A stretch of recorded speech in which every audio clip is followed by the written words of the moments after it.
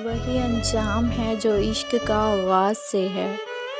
तुझको पाया भी नहीं था कि तुझे खोना था। चली आती है यही रस्म कई सदियों से। यही होता है, यही होगा, यही होना था। पूछता रहता था तुझसे कि बता क्या दुख है, और मेरी आँख में आंसू भी नहीं होते थे।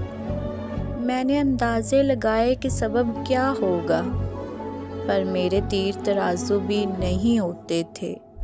जिसका डर था वही मालूम पड़ा लोगों से, फिर वो खुशबख्त पलट आया तेरी दुनिया में। जिसके जाने पे मुझे तूने जगह दी दिल में। मैं तुझसे शिकवा भी अगर करता तो कैसे करता, मेरी किस्मत में ही जब खाली जगह लिखी थी।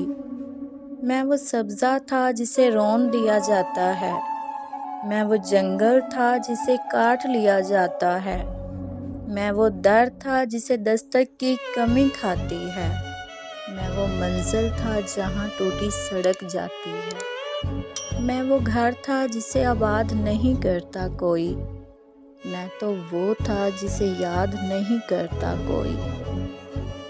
खैर इस बात को तू छोड़, बता कैसी है। तूने चाहा था जिसे वो तेरे नज़दीक तो है।